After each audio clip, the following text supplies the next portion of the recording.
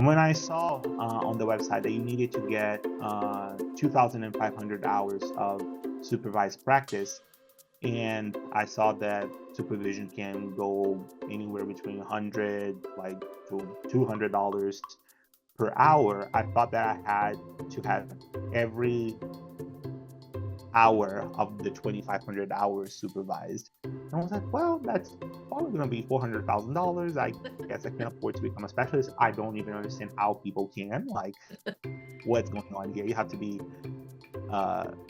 Bill Gates, like, son or something to be able to afford this. Born rich. You got to be born rich. Welcome to the RD Roadmap, Journey to ED Expertise. My name is Jill Seiki, registered dietitian and certified eating disorder specialist. My name is Mateos. I'm also a registered dietitian. And this is episode 4, and we're titling it Ready, Set, Go. So we really wanted to dig deep into learning eating disorders. I mean, this is the whole roadmap concept. An article that I have had since 2020 really nicely describes a lot of the expectations of learning eating disorders and levels that you go through to eventually becoming an expert or someone who's pretty proficient in eating disorders, or whatever we want to call it. So I thought we would start with that article and go more in depth. And of course, we'll have it in our show notes so you can read it in full. It's a very lengthy article with lots of references. But Mateus is going to dig in this a little bit more and go through that. And then our back end paywall, which is really going to be free at this point, so that you kind of see if the content that we will provide you on the back end, you feel like is helpful for you. This will be our last podcast that we offer it free of charge. And then from going forward, hopefully you'll become a subscriber and benefit from the content that we provide each week. So Mateus, I'll let you go. So the way that the article breaks it down, the process is between being a competent RD, proficient, and an expert. And he lays down some of the expectations around each stage, of your career development. Let me pull up the logo chart. So for the people that are on YouTube, you can see what it looks like. For people that are just listening, it's going to be on the show notes. So this is what the chart looks like, the intertwining upwards, moving from competent towards expert. So the idea is that a competent RD is the one that just finished their credentials. They met all the requirements to become a registered dietitian, but they don't have a lot of experience specifically in any type of field, and it's the RD that probably would need to refer out if someone shows up with an eating disorder and needs specialized treatment. This RD, the best thing to do would be to get an expert involved. This is something that we see a lot at the hospitals, because at a hospital, it's kind of catch-all type of situation. You have all types of patients coming through. So if you have someone that is needing very specialized diabetes care, you're going to probably refer to a practitioner that is specialized in that, renal and oncology and so forth. You can help to an extent, but there is a very clear limitation to what you really can do to help that client. And I think that it's something that when you start practicing, you start noticing, you start becoming very rudely aware of what you don't know. In the areas that you're needing some extra learning, and I think it's a fascinating time too, because it's a time that you get to dabble in a little bit of everything and really figure out what you want to do moving forward. You have anything to add to that, Jill? Yeah, just reflecting on my own career pathway. I started as a clinical dietitian in a hospital, and I had to cover oncology, OBGYN, MICU, SICU, medical surgical floor. I think I covered, there's one dietitian for, 500 beds at this point. So you're dabbling in all these different things. And so that's kind of like, I got to kind of see what I was interested in. I kind of really fell in love with the intensive care stuff. That's something I really, really enjoyed. But yeah, that's a little bit of what I got to experience, was really to see. I thought I wanted to do renal when I was in my internship, and then did not want to do that at all. Once I got into the hospital setting, that was not my favorite clientele, but I really liked the ICUs and the critical and the thinking process of it. So yeah, to your point, I got to have a lot of exposure to a lot of different scenarios and things to kind of hone in on more knowledge. But I don't think I developed until I started to figure out my focus, like they said at the bottom of that. Like, okay, do I want to get my certification in critical care or tube feedings, TPNs? I can't remember the CNSD, I think, certified nutrition support dietitian. I was kind of contemplating that or whatever, but Specialist. do what? Certified nutrition support specialist. Specialist, yes, Yeah. yes. So I was like, this is something I never got it, but it's something that, I began to kind of look at and started to study more in. So I feel like that chart really describes it really well about, where you begin to learn to focus, and then starting to get extra skills in those areas. Yeah. And within the dietetics field, a lot of the specializations you get through the CDR, they have the oncology, they have renal, they have pediatrics, and all of them requires around 2,000 hours of practice before you're able to sit for the exam to get that certification. And it's something that is similar in the eating disorder field. However, it's not something that is held by the academy, something that is through IADAP, and which kind of leads us into the proficient practitioner.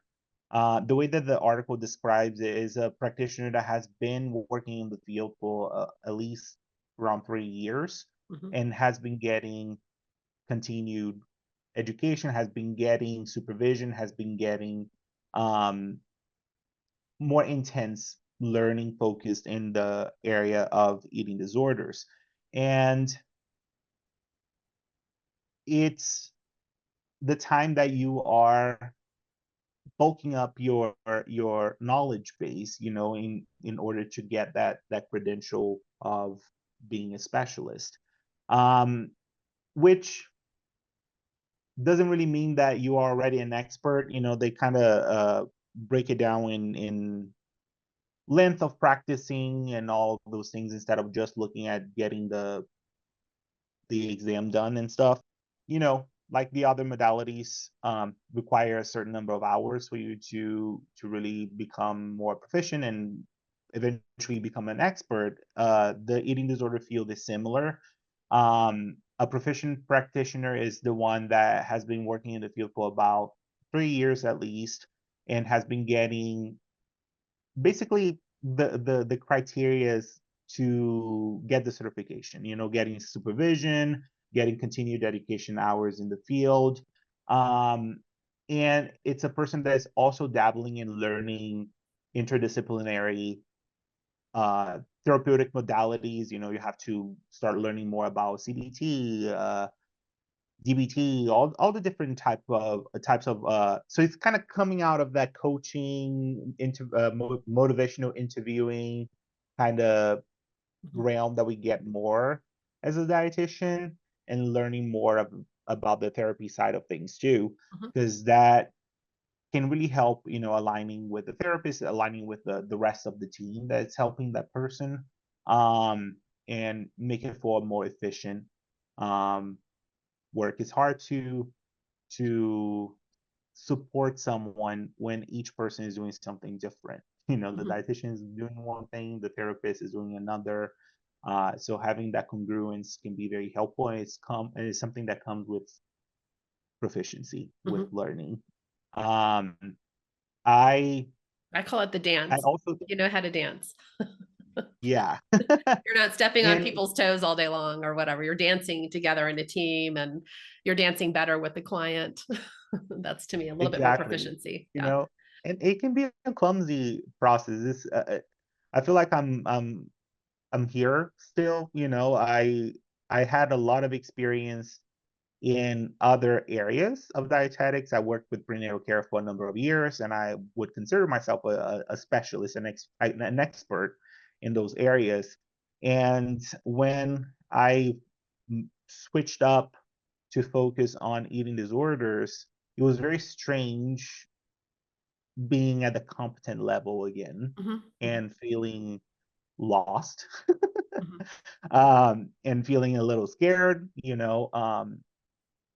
that fear of like messing up and causing more harm than doing any good, because it's a very complex area. It's an area that I don't think is appropriate for people that are just starting their careers, mhm, mhm. you know, Yeah. um, just because of the complexity of it, not only from the medical standpoint, medical complications and all those things, but also the mental health side of everything. So the proficient practitioner has had more experience under their belt.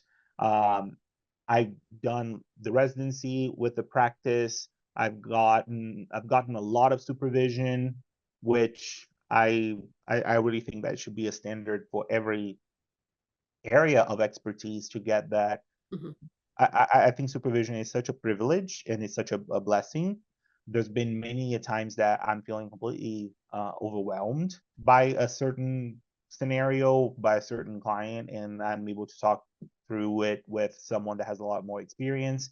And it works as a space to learn and also works as a space to feel like I'm not alone in the mhm, struggle, mhm, mhm, because sometimes I'll find myself questioning, like, is is it okay that I'm struggling this much mhm, with this client, Um, so yeah. And then you move into the expert. The expert is a person that has been in the field for a longer time, probably is already going to be certified, and it's going to be meeting criteria to become a consultant or a supervisor to mhm, help guide others in their journey, is a person that is able to look at a scenario and be quicker to see what the problem is, mhm. what the main issue is. And it's something that in my practice was very interesting because I would get some clients with medical complications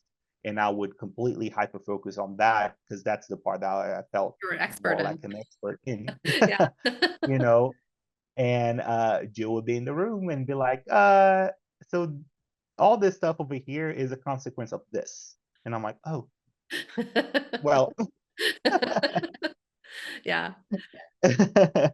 Yeah, it's So kind it of was, it's I just go like ahead. it's I'm teaching you to dance, like it's a dance like you have mastery in one type of dance, what prenatal or whatever, and I'm teaching you a different kind of thing that's, kind of not, it doesn't have the muscle memory and all those types of things that are there.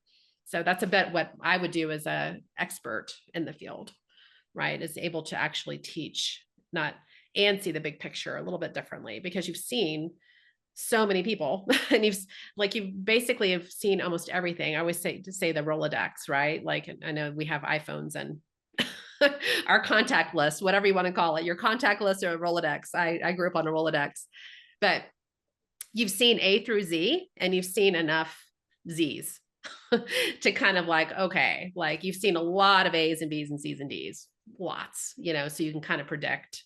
And every case is different, but the Z's, the X, Y's, and Z's, you've had several handfuls of those, that also kind of bring a lot of spice to your knowledge base and understanding of what you're seeing. Yeah. And it's something that as a person that was learning, it was very fascinating to witness. And it was very helpful because sometimes you're trying to treat the things that you are more familiar, that you feel more comfortable with, and you're not addressing the root cause of things and you feel like you're not making progress. Mhm, Because if you're just focusing, if a person is struggling with severe malnutrition as an outcome of anorexia, and we're only looking at stabilizing blood sugar levels, labs and all those things, we're not really treating the anorexia, mhm, you mhm, know? So, and something that I noticed that I would be quick to jump into because I'm like, oh, I'm feeling kind of incompetent here because I'm not 100% sure what to do with this person, but I know how to correct the B12 level that is low. Exactly.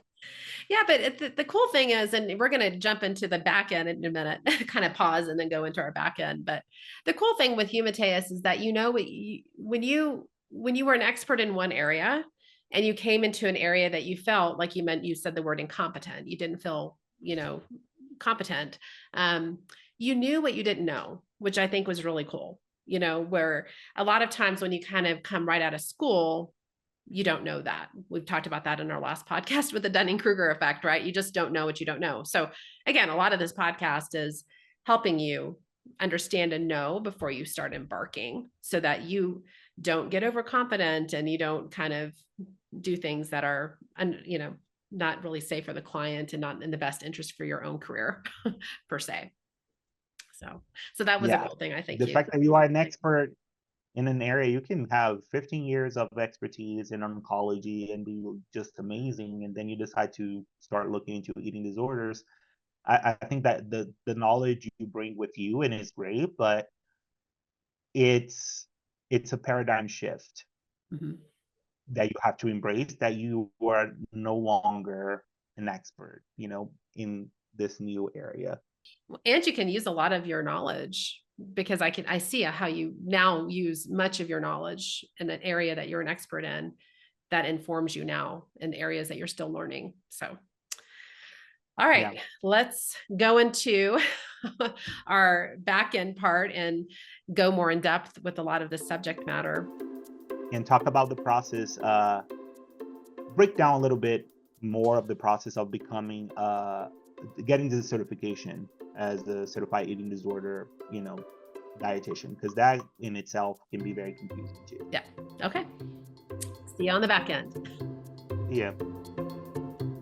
So we thought it would be helpful to really talk about the certification process in more depth because it really coincides with this article. And the article is essentially titled Academy of Nutrition and Dietetics Revised 2020 Standards of Practice and Standards of Professional Performance for Registered Dietitian Nutritionists in Eating Disorders. So this is really about encompassing all of that. So outside of just other professional areas you might focus in, this article really describes the certification process and how it gets you from being kind of competent to eventually expert with the certification process, and also eventually getting those credentials behind your name and or consultation, which is the C behind my name, or supervisor, which is really, it's consultation is what we use. So we thought we'd really dig into that a little bit more in depth. So Matthias, what was your experience? I know you came into the practice in a residency and really wanted to learn with a lot of support beyond mentorship, lots of supervision, lots of education, those types of things that you got to the point where you are now. But we were talking earlier about kind of some confusion you had about the hours and how do you get the certification and all those types of things. So tell me a little bit about, or tell the audience, I guess, more a little bit about your story with that. So one of the things that was kind of a factor that almost made me not want to go into the field was that I misinterpreted the hours, the supervised hours. Because for me, if I wanted to go into renal, for example, I had to get 2,000 hours of practice in that area, but it didn't mean that I had to get a supervisor and pay for that service and all those things. And when I saw on the website that you needed to get 2,500 hours of supervised practice, and I saw that supervision can go anywhere between $100 to $200 per hour, I thought that I had to have every hour of the 2,500 hours supervised. And I was like, well, that's probably going to be $400,000. I guess I can't afford to become a specialist. I don't even understand how people can. Like, what's going on here? You have to be Bill Gates, son or something to be able to afford this. Born rich. You got to be born rich. Yeah. And I started looking at the way that I found Joe. I looked up supervisors in the field in the Houston area, and I was able to connect with her and found out that she had like the residency and everything. And then I learned that um they don't have to be there for every hour that you're working. There is a guideline that I think it's like 120 hours per hour of supervision. That is like the minimum. Is that correct? Yeah, so the IADEP, who gives the certification, which the Academy of Nutrition and Dietetics also recognizes, although the Academy is not what is giving you that. So, but when you gain your hours, if you're familiar with the Academy of Nutrition and Dietetics, you can, when you're certified, you get like 50 hours or 75 hours of your CEUs per 5 years. So that's something to kind of remember, that when you get certified, you're gaining a lot of hours in that 5-year time period, that you need to get so many hours each to maintain your registration. So just clarifying that piece of it. This is interesting because unlike a therapist who has a board that part of your licensure is required to have so much supervision per month, the Academy of Eating Disorders, or International Academy of Eating Disorder Professionals, was trying to figure out what would be most reasonable, because they're not a board that you can practice in eating disorders without your certification. They are just trying to make sure that you're moving to that proficient to expert field, and what steps need to be taken so you get there, instead of just hanging out in this competent place. And so they really felt like supervision is one of the best places to get you there. And so they just can't require the amount that a licensed professional counselor or someone else would need. So they're like, okay, what would be minimum? And so they were like, okay, at least one supervision hour per month. So they want to generally look for a minimum of 24 hours before you get your certification. And that probably would equate to getting at least 1 hour of supervision for 120 hours of contact. That's kind of what that means on that back end. Now, I'm going to tell you that's minimum. And we've had many discussions. I was one of the certification reviewers for those that are applying for 4 years. And there's a lot of talk and discussion about making, how do we get people as proficient and expert as possible, getting them on that route. And that's why I had the residency, because I was like, oh, you need a lot more than one time per month. And I know you can talk about your experience, but the beginning of it was, I would say at least 10 to 15 hours one-on-one with me, or seeing me in session, or us talking afterwards, of the 40 hours you worked in the practice. Maybe more than that. I don't know. You can talk about it. Even I started out working on being in sessions with you. Then we kind of moved into you being in sessions with me. Then we moved into me having sessions by myself. But even when that started, I was getting supervision twice a week. Yeah. Yeah. Twice a week. So I think that the idea of like at least once a month is like that bare minimum that can make it a little bit more accessible. Because honestly, if I had an understanding of that the minimum is once a month, I'm like, well, $150 once a month sounds very reasonable. I'll probably get started with that and quickly realize that I need more. But it wouldn't be the monster that I thought it was, with like if I work 40 hours, which was also an illusion, because when I started working out, I was like, yeah, I'm going to work 40 hours. And then I saw 5 clients back to back for the first time, and I thought I was going to die. So it was a very different experience, it makes it a little bit more approachable, I guess. I wish I had that information more clear when I first started, that someone is signing off on hours, but it's not $150 per hour out of 2,500 hours that I had to get.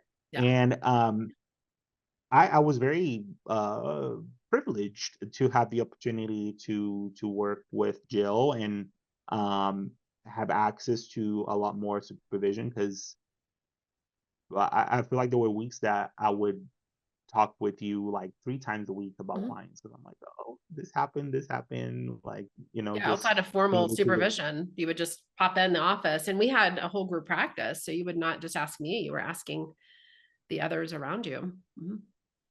yeah, which I think that starting out in a group practice, starting out, you know, with a high level of care where there are places out there that they provide some of the supervision as a benefit. Supervision can also be done in groups, Mhm. which is something that I think is kind of cool as well.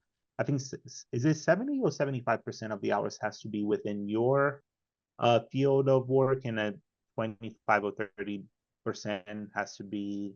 How does that work, Yoki? Do you mind Yeah. Wait, clarifying? yes, 75% needs to be from your profession. And that's important because as a dietitian, for example, there's a lot of medical and nutritional things that you want to navigate and a lot of nuances within client to client. And I think it's really important that you switch supervisors, and that 25% mark, if you're doing the bare minimum, which I do not recommend. I feel like you need to have a lot more supervision than that. But if you do the bare minimum of supervision, then, a certain number of them. So if let's say you need 24, 18 of your hours need to be from a dietitian, if you're a dietitian listening to the podcast. And then the other amount, which would be about 6 hours, can be from maybe a therapist or a psychiatrist or maybe a medical doctor that specializes in eating disorders, so that you can, I always recommend dietitians kind of go into the therapeutic realm and work with a therapist a little bit more, because you're managing the countertransference and your own emotions, and you're becoming a lot more proficient and competent in counseling skills. And so you're navigating kind of the challenges that comes with individuals with personality disorders or severe malnutrition or resistant parents or whatever it might be. And so it's nice to work with a therapist that, would give you input and information more in depth. And then just even a dietitian, for me, having been in the field for a while, I'm not a therapist, you know what I mean? And so I think a therapist offers a very unique and different perspective sometimes than I would per se. And so it's nice to have that. Before, they required 75% of your hours from under your profession. They didn't have that guideline when I did my supervision. And so all of my supervision was with a psychologist. I had a year and a half with him every week. I think he required me to go. He looked at how many hours I worked and had me go every week. And that's where I got my support from. But I had already been in the field in multiple areas like clinical nutrition and things like that. And I had already been working in eating disorders for 5 years before I started my certification process. And I didn't feel like working with a dietitian was going to be as beneficial as with a therapist. And I found it to be very helpful for sure. But if you're kind of newer in the field, like Mateus, you were, it'd be helpful to kind of have a larger percentage from your profession. And now they require that from IADEP. Yeah, and I think that for dietitians is a play the therapeutic part is something that is really lacking in Mhm. our degree, versus the medical management. You might not be the one prescribing potassium Yeah. and magnesium and phosphorus replacements, but that's what you need to do sometimes, Yeah. No, uh, absolutely. Yeah. Mhm.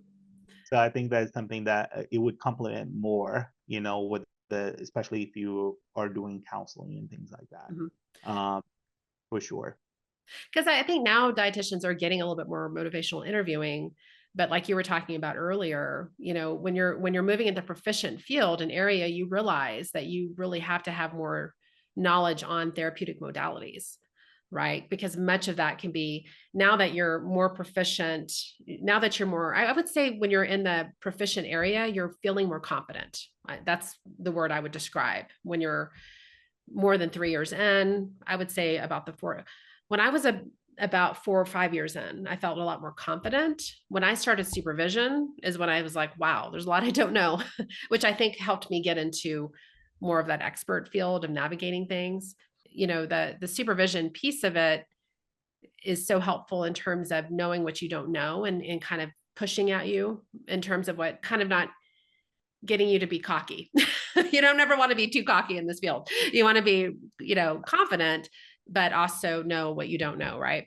And so, so you start to realize you need therapeutic modalities, FBT, EFFT, ACT, DBT, those types of things. And so you now delve into more of those depth and see how you can implement it in your practice appropriately as a dietitian, for example, for sure. Yeah. And that was something that was really cool for me to experience, because I knew that navigating the emotions in the room and the resistance and all those things was hard, but I didn't know what I needed to help with that necessarily.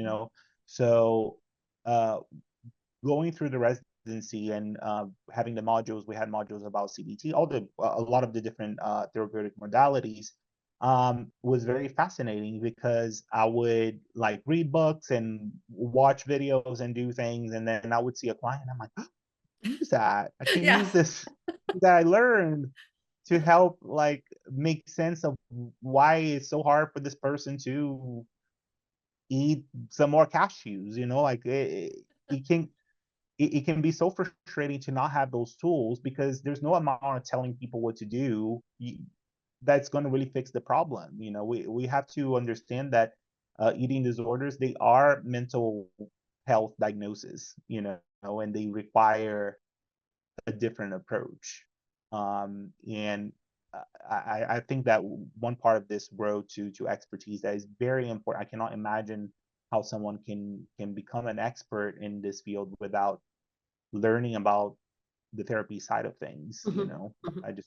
I can't see how that would be possible. Yeah. And that's why IADEP requires the 4 core courses, and they require you to have some sense of knowledge base on each category, from nutrition to therapy modalities to medical, et cetera, so that you pass that exam and in essence are able to now, and then with the supervision piece of it and the length of time, right? It's not just getting the 2,500 hours. You can't even get the certification until you've been in the field you've been working in the field for 2 years.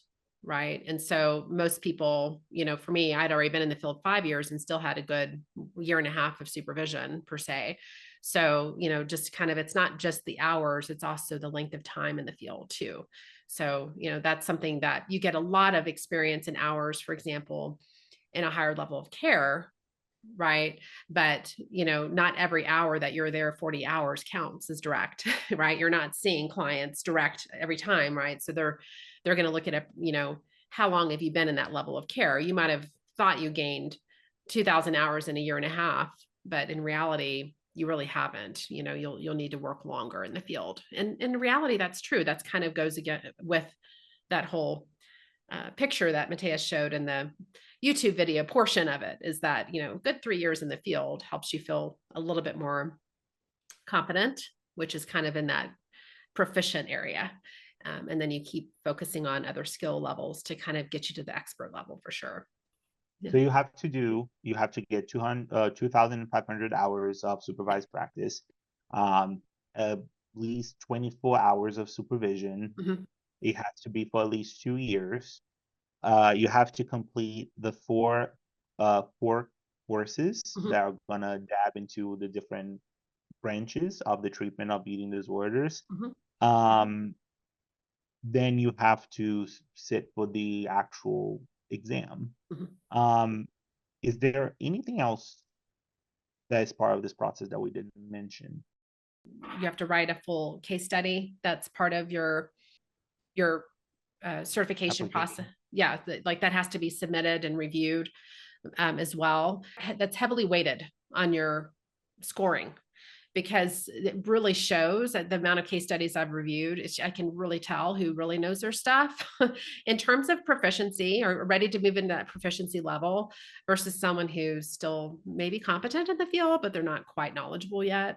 So it's really easy to see in that case study. So that case study needs to be completed as well. You have to have letters of recommendation. So during those years of being in the field, you're having connections, you're meeting people. And so you want to have some individuals that can give you a letter of recommendation that's also certified, right? And it's not just 3 people in your field. Do you have a therapist that will give you a recommendation? Do you have a doctor that can? another colleague or dietitian that can. So those three need to be provided as well.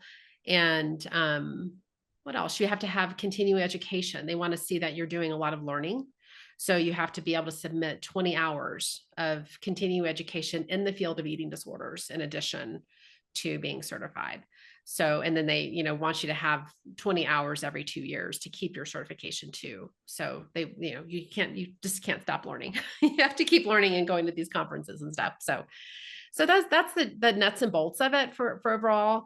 And I know we kind of didn't say it in order, but we'll have a really good link in our show notes to be able to look at it and review things. And your supervisor who you hire or use that's their responsibility too, of knowing what the requirements are so that you're well guided and supported. And that's part of their role to help you through that. So. Yeah. One thing that I wanted to mention too about the continued education hours, getting on the mailing list for higher level care facilities is a really great way to do it, because they send you on a weekly basis opportunities for webinars and things like that. So 20 hours can sound like a lot, but you can get that very fast. Yeah, absolutely. Now, I want to do a little side note before we end. There's some controversy with the certification that there is a pending lawsuit. I can't remember. This is 2024. So at this point in time, there's a lot of wondering and questioning about getting the certification because of, the financial commitment and certain things that IADEP is requiring, those types of things. So I don't want to get into the nuts and bolts of all of that. You want to, talk to a supervisor, whoever you're using, to kind of get more information on that.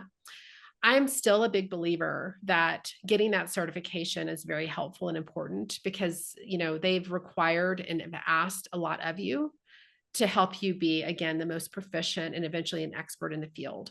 And so to me, that certification helps me know across state lines when someone goes to college or goes away, I look for that credential to see if that person has some knowledge base in eating disorders. And it also knows that there's some standards of care that have been followed, right? That's kind of the essence of this article, that there's something that, there's a standards of practice where you're getting supervision, et cetera. And there's also a standard of professional performance that has had to be met in order to get that certification, like exam, case study, knowing people in the field, hours, all those types of things. So I feel like there's a lot of time and effort to kind of get to that point. And I'll be biased here. I was on that committee for 4 years and I put a lot of blood, sweat, and tears, volunteer wise, helping with getting it to where it was. So my encouragement is to get it for sure. But there's controversy. So I just wanted to acknowledge that that's there and, to, for sure dig in and ask about it. But I just wanted to give you my viewpoint on getting it. The way that I view these things is that getting a certification is not gonna, I don't see what is there to be lost, because it's just learning. It stimulates you to learn. And I see it with certifications that I got in the past that I'm not really using anymore, but it's still added to my life. It's still added to my knowledge base. I learned with it, So especially if this is a field that you really want to work on, and I think it's worth it to get it. Yeah. Well, thanks so much, Mateus, for your knowledge and background. And hopefully you learned quite a lot today and have some good resources to kind of dig back into and understand the certification process to help you get to help you navigate this pathway to ED expertise. So we hope to see you next time. Thanks for joining. Bye.